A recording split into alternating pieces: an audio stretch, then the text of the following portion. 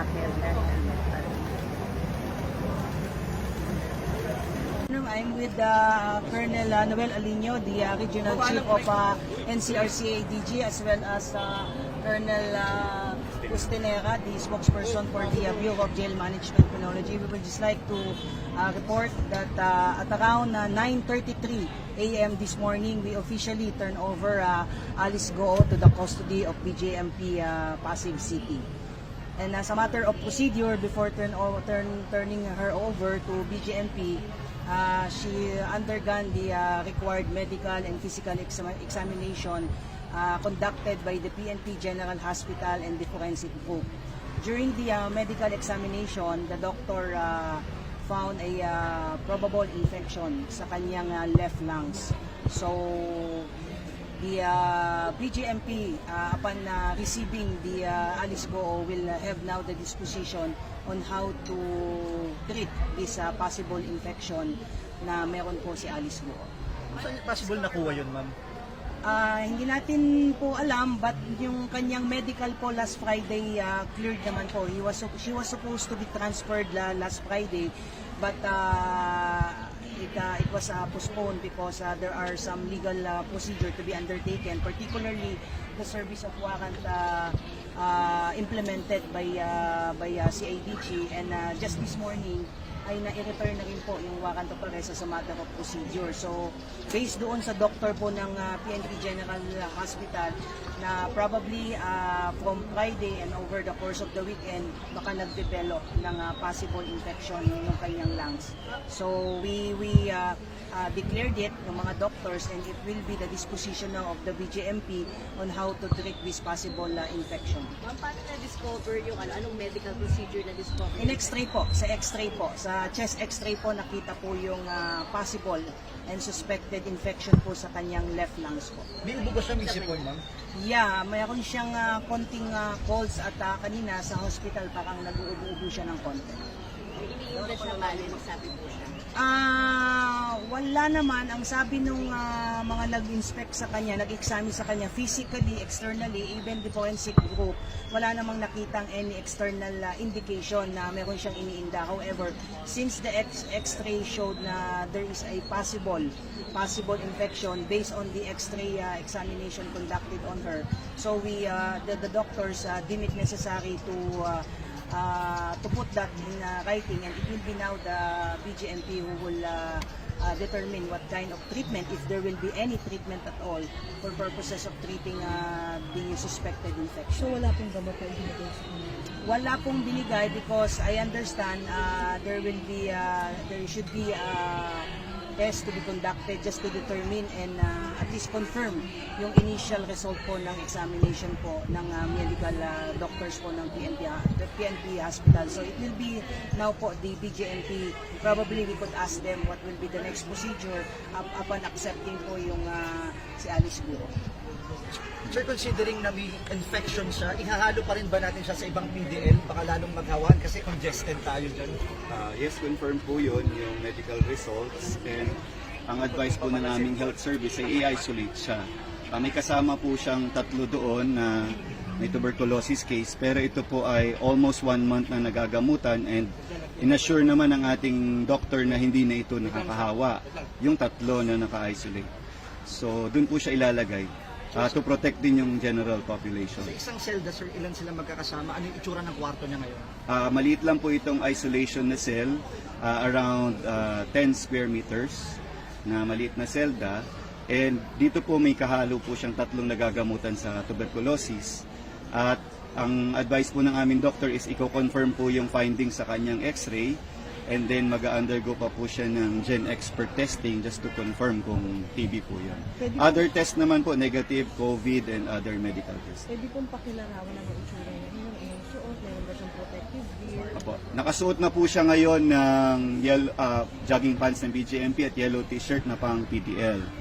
Tapos nakamask po siya na N95 at ongoing na po ang kanyang booking process po. Binigyan na rin po ba silang gamot mula dito sa BJMP? Wala pa po kasi naantay po natin yung resulta ng kanyang laboratory test pa po. I-X-ray po ba sa ulit, sir? Hindi na po, may X-ray na po siyang dala-dala courtesy of the PNP General Hospital, and ko-confirm na lang po namin yung result ng X-ray sa isang laboratory test. Sir, once na matreat, ita-transfer na siya with other PDL ng cell. Pagka po kailangan siyang gamutin, doon po muna siya kasama ng ibang TB patients natin na nagagamot din. At kung hindi naman po, ihalo na po siya. Nagawa na po ba natin yung booking process? Ongoing po. Ang official time receipt po kasi natin, 9:33 a.m. Doon po inireceive ang kanyang documentary requirements and medical requirements. Nag-mugshot na rin po siya, and after po nun, may interview pa po kasi para buuhin ang kanyang karpeta o case folder.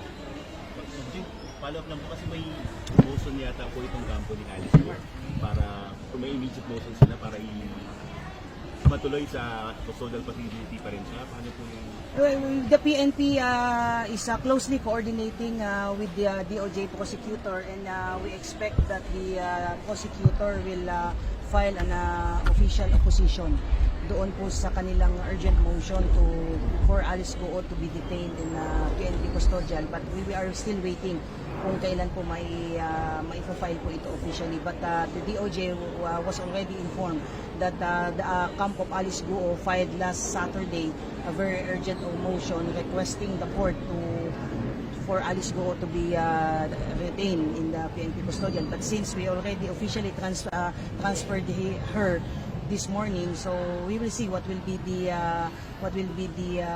ruling of the court since we already turned over her before the BJMP this morning. Muna galing sa Tarlac, nandito na. Wala pa po. We don't have any. Wala pa po. We are coordinating with Tarlac dun sa provincial jail po. Kasi hindi po yun under BJMP. Pero we are coordinating kung sa schedule naman ng transfer. And we will update na lang po pag meron. Pero dapat dito rin sa BJMP. Yes po, sa male dormitory. Sir, doon naman po sa proseso ng pagdalaw niya, halimbawa ng mga doktor, paano po yung proseso? Susundin pa rin po ang dalaw, ang schedule ng dalaw natin, Tuesday to Friday, 1 p.m. to 5 p.m., Saturday and Sunday, whole day. Monday is non-visiting day, katulad ngayon. Sa doktor naman po, anytime pwedeng dumalo kung may personal siyang doktor at abogado at spiritual advisor. So allowed naman po at sinusunod naman natin yan bilang karapatan nila. Sir, sa PNP po dati humingi si Alice Go ng book. Okay lang po ba dito na magbasa rin sa... Yes, provided din naman po ang books at may library naman po tayong maliit dyan. Bawal at bawal para maliit. Bawal po ang cellphone, bawal ang social media, of course, ang paggamit ng internet. Meron naman tayong e-dalaw at e-conference sa hearing, so provided naman lahat. Bawal ang nakakalasing, so inumin, bawal din po ang illegal na droga at iba pang mga considered contrabands ng BJMP. Ang dala nyo lang po kanina ay yellow t-shirt at jogging pants at wala na pong iba. At personal hygiene kit niya. The rest po, na-confiscate and ipapauwi sa dalaw. Ano po yung mga nakonfiscate? Mga hindi po dilaw na damit, yung kanyang suot papunta, and at the same time yung ibang yung bag niya po na personal na bag niya. For the next procedure, probably we would ask. We will submit the corresponding report sa court and then i-monitor namin. This coming 27, merong pre-trial at tuloy-tuloy naman ang trabaho ng CIDD. Ang CIDD kasi ang nag-file ng kaso. At yun, at we will give you an update ulit. Kausapin namin yung higher command, mag-report din kasi kami namin.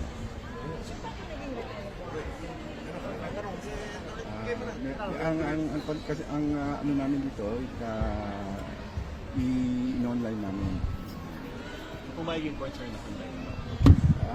Since Friday. So, ano po yung sabihin? Would that mean sa mga succeeding trials po niya? Online na siya? Hindi. Switch na kasi yun. May inaasahan pa ba tayo, sir, na susunod ng mga warrant? Tignan natin. So, for the record, rank, name, Police Colonel Noel Alinio, the Regional Chief of NCRCID. Wala ka makuha na. Sir, ano pong update sa isolation, sir? May bago, sir. Yun nga po muna, 9:33 ngayong umaga, officially na-receive ng BJMP si former Mayor Alice Go. Tinransfer siya ng PNP ngayong umaga nga.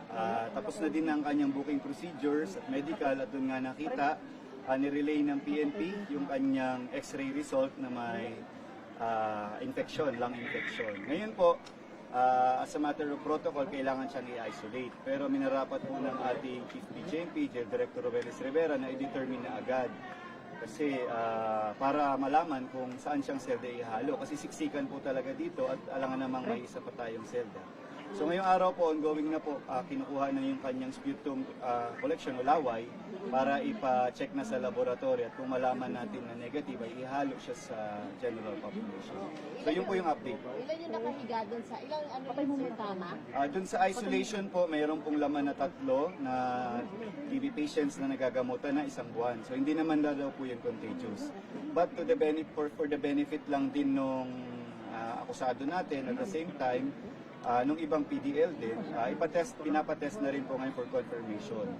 Yung paglalagay niya po ay 44 PDL at ideal ito sa 9. At ito nga, merong 10 higaan na triple deck at tabi-tabi sila doon. So, So yung sputum test for TB yun. Tama po. Paano kung iba po ang infection? negative po yung kanyang COVID test and other check for infection po. Pati sa dugo, negative naman. Kaya lang yung ang worry po kasi namin sa BJMP, ang prevalent is tuberculosis. So, doon po sa kanyang x-ray, kung may spots na nakita doon sa kanyang x-ray from the PNP, kailangan namin i-confirm through gen expert testing yung kanyang sputum. Sir, bakit biglang, di ba dapat waiting pa i-isolate? Bakit bigla at agaran pinasputum test or gen X? Meron lang po sa kayo alis. As a policy kasi, paulit-ulit namin sinasabi, no VIP treatment. And kapag in-isolate namin yan sa ibang, o mag-isa siya, o kaya kahit konti sila doon, hindi ba parang it sends a message of VIP? Ayaw po namin ng ganun. Kaya gusto namin malaman na today kung may infection ba talaga at kung wala, ihalo na siya agad. Kasi yun naman ang tama. Sir, kung ihalo siya, di ba 6 sila sa kama? Paano yung nakalabas yung legs niya kada tutulog? Sa tingin ko po, parang gano'n po, nakabalagbag po sila na pinagdikit-dikit. Bali, ang na-identify po ay para sa second level, doon may bakante. Kasi may lumaya. So, yun yung may bakanting space, malapit sa rehas. So yung paglalagay natin sa kanya, ayaw na mag-ready yung ano sa mga Yes, we considered yung kanyang safety and security din. As a matter of fact, chinek namin isa-isa ang profile ng kasama niya sa selda. Tiningnan namin yung possible security risk. 80% dito ay drug-related cases. Then sumunod dito mga crimes against property. So sa tingin namin at yung mga profile nito ay wala namang intelligence report or any report na may risk sa kanya doon sa loob ng selda. Kapag nilipat siya, halimbawa nag-negative yung sputum test, ilipat siya doon sa Safe naman po siya ordinary sa cell. kasama niya.